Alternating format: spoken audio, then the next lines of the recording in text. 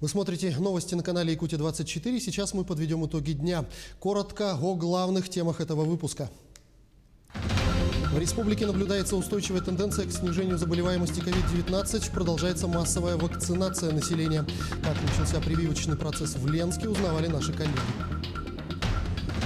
Что будет дальше с обманутыми дольщиками нашей республики, которых, по последним данным Народного реестра, насчитывается более 12 тысяч человек? Свой профессиональный праздник отмечают сегодня работники гражданской авиации. Расскажем о людях, благодаря которым функционирует аэродром города Якутска. Для трудоустройства в «Газпром-добыча Ноябрьск» будут готовить кадры в средних профессиональных учебных заведениях Якутии. Об этом заявил глава региона А.С.М. Николаев. Алданские вокалисты-любители стали лауреатами первой степени всероссийского конкурса фестиваля «Феерия талантов». Пустые трибуны, социальная дистанция и обязательное ношение масок. Как готовятся юные спортсмены к будущим соревнованиям.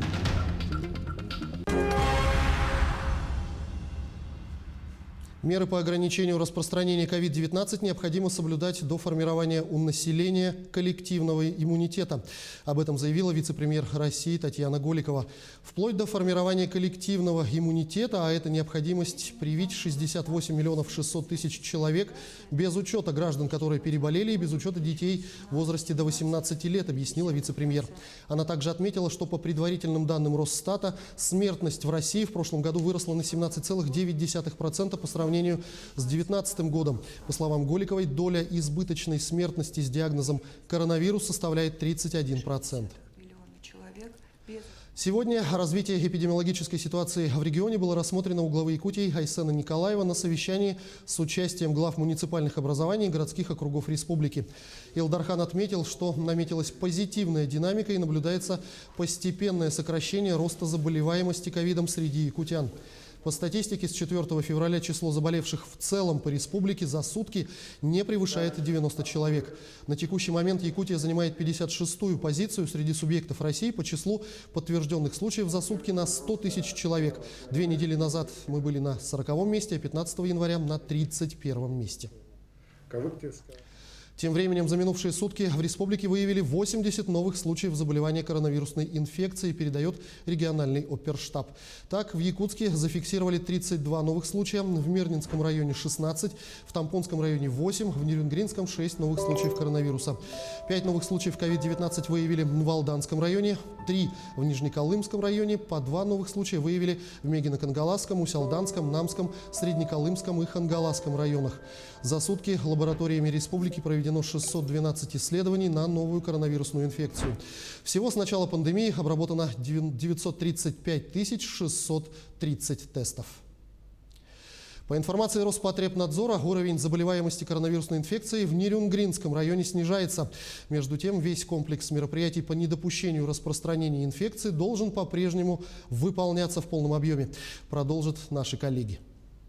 Общая ситуация по респираторным инфекциям в районе сегодня стабильная. Уровень заболеваемости по совокупному населению ниже эпидпорогов более чем в 2 раза по всем возрастным категориям. Вирус гриппа на территории района не регистрировался. Большая совместная работа по стабилизации ситуации сегодня дает свои плоды. На текущий момент, общая цифра по району составляет 1237 подтвержденных лабораторно случаев коронавирусной инфекции. 95% это люди, которые уже выздоровели, получив необходимое лечение, получив необходимые профилактические мероприятия. Во всем районе на дистанционный режим обучения сегодня переведен только 1 класс с общей численностью 22 человека. В детских садах ни одна группа не закрыта. Сегодня продолжается вакцинация населения. Полученные 1085 доз вакцины в районе использованы. В основной своей массе привит декретированный контингент – медики, работники системы образования и социальных объектов, а также лица старше 65 лет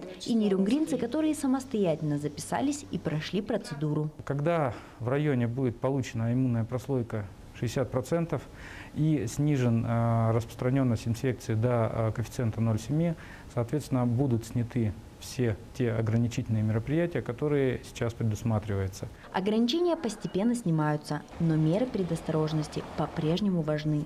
Все открывающиеся объекты должны продолжать строго соблюдать требования безопасности. Екатерина Павлова, Вадим Барашков, Нерюнгри. Тем временем вакцину от коронавируса получили более 26 тысяч жителей республики. На 9 февраля прививку против COVID-19 получили 26 298 человек, в том числе за сутки 75 человек, говорится в сообщении регионального оперштаба. Вакцинация на сегодняшний день проводится во всех районах республики. В ближайшее время ожидается поставка дополнительной партии вакцины в количестве 15 тысяч доз. В Ленске первая партия вакцины «Спутник Ви» закончилась за неделю. 600 доз распределили между медиками, педагогами и работниками социальных учреждений. Часть вакцины Центральная районная больница передала в Ленское отделение медцентра. Ею прививались работники «Алроса» и ее дочерних предприятий. Как прошел первый этап вакцинации, как чувствуют себя сотрудники после прививки, узнавала Олеся Васева. Здесь не торопятся и не торопят. Медики знают, излишняя осторожность не помешает. Поэтому пациенты перед вакцинацией детально знакомят с процессом, возможными побочными явлениями, отслеживают анамнез. Только после этого пациент заполняет согласие, осматривается врачом и идет на прививку. Андрей Каюков даже не раздумывал. Первый записался, здоровье прежде всего. Я парень такой немолодой, Сегодня первый день привился. Все отлично, великолепно. Вакцину для ленских работников «Алроса» выделила районная больница. Немного, пока 40 доз. Желающие поставить прививку нашлись сразу. Прививаем небольшими группами, потому что требует подготовки определенной, наблюдения, времени, наблюдения за человеком. Значит, мы привили. Сегодня мы планируем завершить эти 40 доз 3 дня. И в дальнейшем при поступлении новой партии будем продолжать вакцинацию. Вакцина на этом этапе – вещь дефицитная. На весь Ленский район пока запланировано только 2850 доз. Попасть на прививку в числе первых – почти удача. Как и все пациенты, перед вакцинацией я заполнила согласие, прошла осмотр терапевта, никаких противопоказаний перед вакцинацией у меня не выявили. Сейчас я получу первую дозу вакцины «Спутник Ви». К слову, уколов я не боюсь.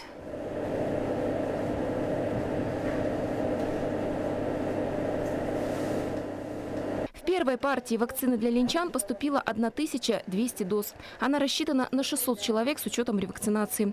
Часть ушла в крупные поселки Витим и Пеледуй, немного отдали алмазникам. Большая часть осталась в Ленской больнице. Ее ставят медикам, учителям, работникам социальных организаций и инженерных служб. Партия закончилась очень быстро. Пришла только часть вакцины, поэтому, конечно, в первую очередь вакцинируем тех, кто на переднем плане борьбы с ковидом, сотрудники инфекционного отделения, сотрудники отделений, где могут выявиться больные, сотрудники с приемов. То есть все, кто в первую очередь может встретиться с больными. А так мы, конечно же, ведем запись. Записаться на вакцинацию в Ленске можно по телефонам 397 70 397 73. Медики ожидают вторую партию вакцины. А пока с 20 февраля они начнут ставить второй компонент тем, кто 21 день назад поставил первую прививку от коронавируса. Олеся Васева, Олег Соснин, телеканал «Алмазный край». В средних профессиональных учебных заведениях Якутии будут готовить кадры для трудоустройства в «Газпром Добыча Ноябрьск». Об этом заявил глава республики Айсен Николаев. Сегодня в компании «Газпром Добыча Ноябрьск» вахтовым методом работают 942 человека, из них 88 – это жители Якутии. Процент якутян, работающих на месторождениях «Газпром Добыча Ноябрьск», должен расти. Для этого в средних профессиональных учебных заведениях республики, в том числе Ленском и Мирнинском колледжах, будут готовить кадры, востребованные на рынке труда.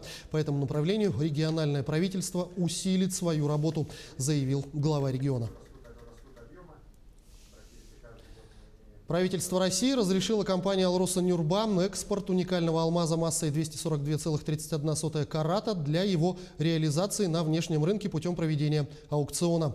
Осенью прошлого года на торгах в Женеве за 26 миллионов 600 тысяч долларов был продан пурпурно-розовый бриллиант «Призрак розы» весом 14,83 карата, добытый компанией «Алроса» в Якутии. Розовый алмаз массой 27,85 карата был добыт 9 октября 2017 года. Он стал самым крупным розовым камнем в истории российской алмазодобычи.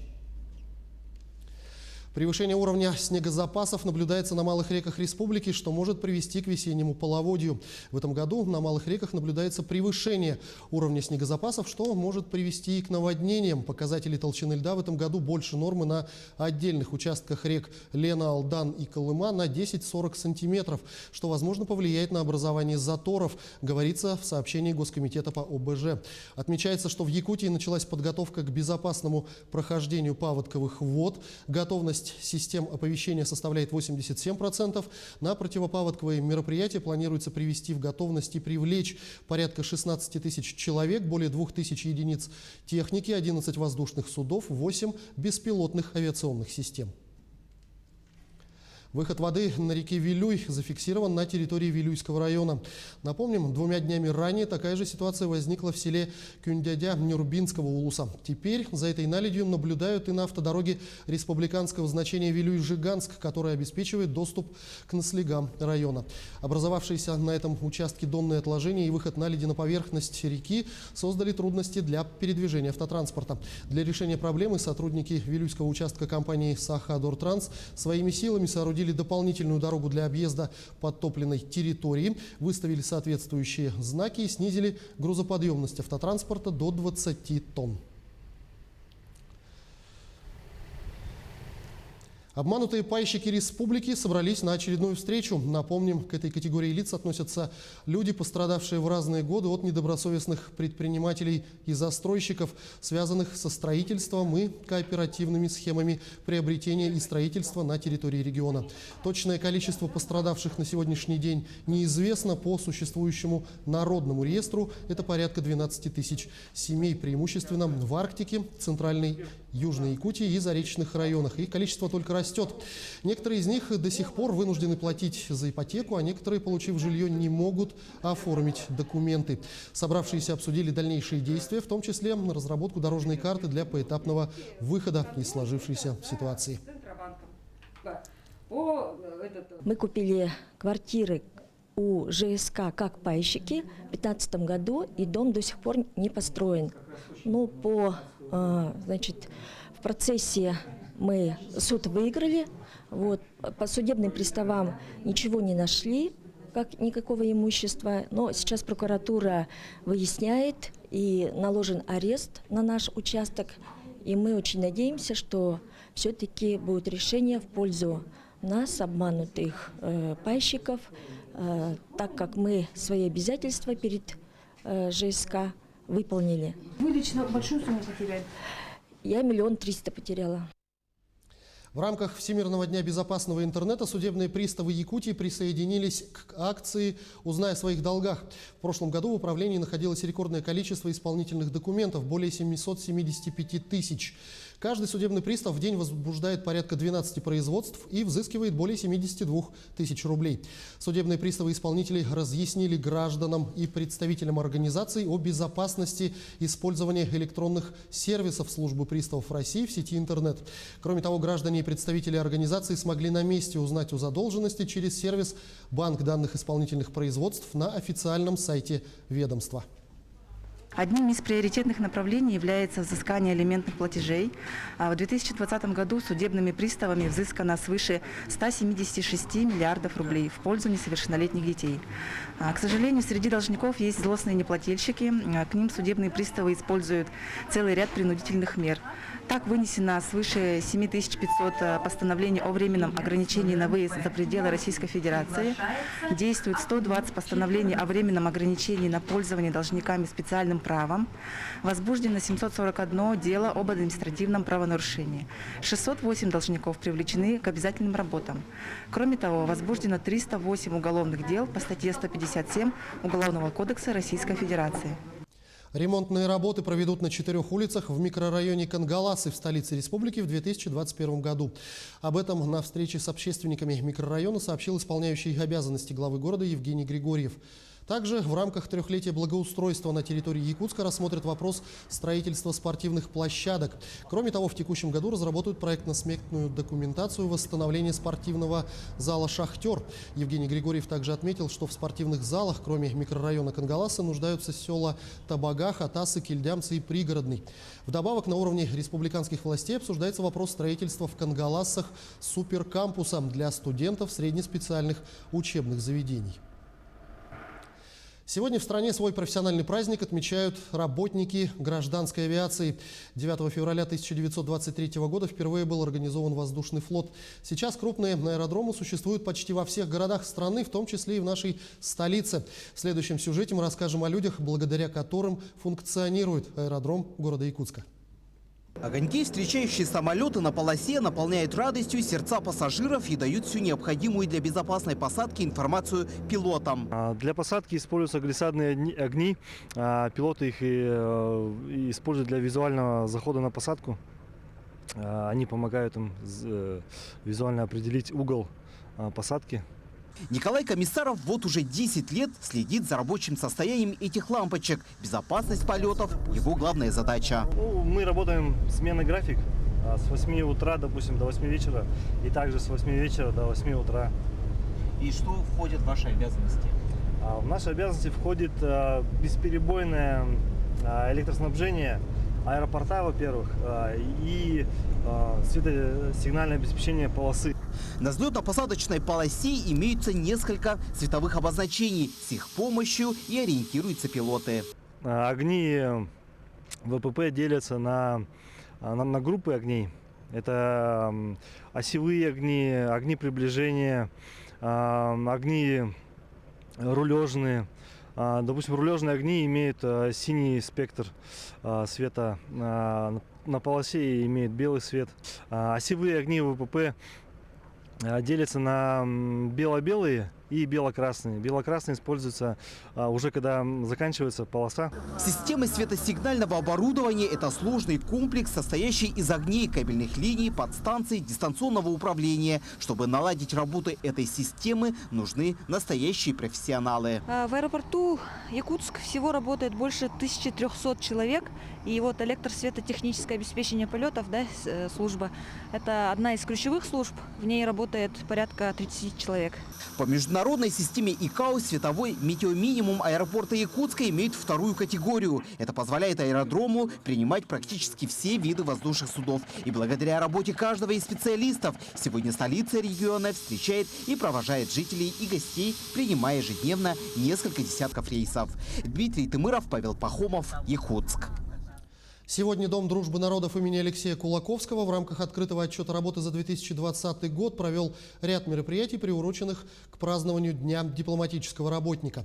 Отчет посетил министр по делам народов республики Гаврил Кириллин. Он высоко оценил творческую деятельность коллективов и заверил, что со стороны ведомства и впредь будет оказываться всевозможная поддержка. Виктория Федорова продолжит. По задумке организаторов, подведение итогов деятельности Дома дружбы прошло в новой форме в виде творческого кластера «Территория Содружества». Официальная же часть мероприятия прошла в формате открытого микрофона. После выступления руководства каждый мог задать интересующие вопросы и получить на них ответы. За 2020 год мы провели 236 проектов и мероприятий, и 20% которых прошла только в системе офлайн, остальные были в режиме онлайн. Мы выиграли ряд очень интересных президентских грантов. Мы провели также 3 очень интересных дискуссионных клуба. Ну и, конечно же, очень большая такая культурная программа была насыщена. И в декабре месяце мы уже начали работать в режиме офлайн уже со зрителем. Зритель соскучился, зритель пришел. Параллельно по нескольким секторам организованы дискуссионные площадки, познавательно-развлекательные проекты и квесты. Каждый сектор символизирует свою стихию – солнце, огонь, воздух и воду. В зависимости от этого отличается и вид мероприятия. Так, в синем секторе воды и воздуха прошли мастер-классы по шитью, горловому пению от представителей малочисленных народов Севера. Вот у нас проходит мастер-класс бисероплетения традиционного шитья по бисеру. желающие вот подошли и сразу на месте от мастера научились изготавливать простые сувениры по бисеру. В числе первоочередных задач отмечено развитие дружеских связей с представителями разных народностей, проживающих в регионе, а также совместная с ними работа в этом направлении. Мы создали в этом году службу, справочную службу, по которому ежедневно могут звонить любые жители, которые приезжают извне нашей республики, из других стран. И таких, так скажем, звонков в течение недели бывает от 5 до 10. В целом 2020 год хоть и внес свои коррективы, но не помешал выполнению рабочего плана. Виктория Федорова, Джулустан Иннокентьев, Якутск. Алданские вокалисты-любители стали лауреатами первой степени всероссийского конкурса фестиваля «Феерия талантов». Песня «Не жди меня» на отчетном концерте районной культуры победила в номинации «Эстрадный вокал». Все подробности узнавал Руслан Павлов. Исполнители песни «Не жди меня» Олег Мартель и Ольга Якушевская не ждали наград, когда отправляли данное видео на всероссийский конкурс талантов. Тем не менее, номер стрельнул в номинации «Эстрадный вокал» и, как итог, диплом первой степени. Наверное, эта идея родилась совместно, так как мы уже пели дуэтом, и песню нашли, подобрали, и у нас это получилось неплохо. Вот, я эту идею поддержал, мы прослушали песню. Песня довольно-таки поняли, что песня сложная, очень долго репетировали, ну и, соответственно, выступили на концерте, а потом уже отправили на конкурс. Вокальным творчеством энергетик Олег и медработник Ольга занимаются давно. У каждого есть свой личный иконостас и победы разного уровня. Но совместную работу оценили впервые. Когда идешь на конкурс, у меня всегда по жизни так, если я иду на конкурс, я должна победить. Вот. Поэтому я где-то в глубине души была уверена, что победа будет наша. Надежды были, но не думали, что это будет первое место. Надеялись на то, что просто нас отметят. Стоит отметить, что Олег Мартель порадовал алданцев победой в творческом корпоративном конкурсе «Энергия таланта», который был организован Русгидро в 2019 году. Зажигательный клип не оставил равнодушным тогда никого. Тем временем в 2020 году Ольга Якушевская покорила всероссийский конкурс красоты и таланта «Леди Евразия», получив диплом в номинации «Золотой голос Евразии-2020». Сегодня творческий тандем строит новые совместные планы. У нас есть сейчас впереди далеко идущие планы. И именно все песни, которые мы можем спеть там или построить картинку на сцене, это, конечно, все идет от Ольги. У меня стоит задача, это когда мы уже будем на сцене, движение, где-то я уже начинаю там подправлять, где-то меня Ольга. Но все-таки я думаю, что в нашем дуэте Ольга все-таки, наверное, ведущая. Занимаясь работой по профессиям, Олег и Ольга оставляют время и место для любимого занятия – вокала. Возможно, в ближайшее будущее дуэт вновь покорит своим творчеством сердца земляков и не только. Руслан Павлов, Георгий Баранов, Алдан. Пустые трибуны, социальная дистанция и обязательное ношение масок. Руководство Республиканской спортивной школы по зимним видам спорта разъяснило, в каком формате будут проходить сборы на соревнованиях среди детских сборных. Напомним, работу спортивных секций на льду разрешили лишь в ноябре прошлого года. О том, в какой форме сейчас находятся юные спортсмены, о ближайших соревнованиях и о работе катка в сюжете Саргаланы Неустроевой.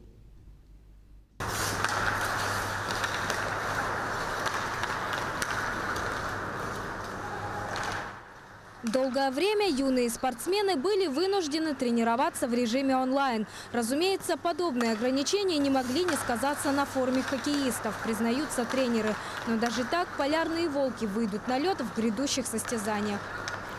Сейчас мы только подходим к оптимальным формам прошлого года.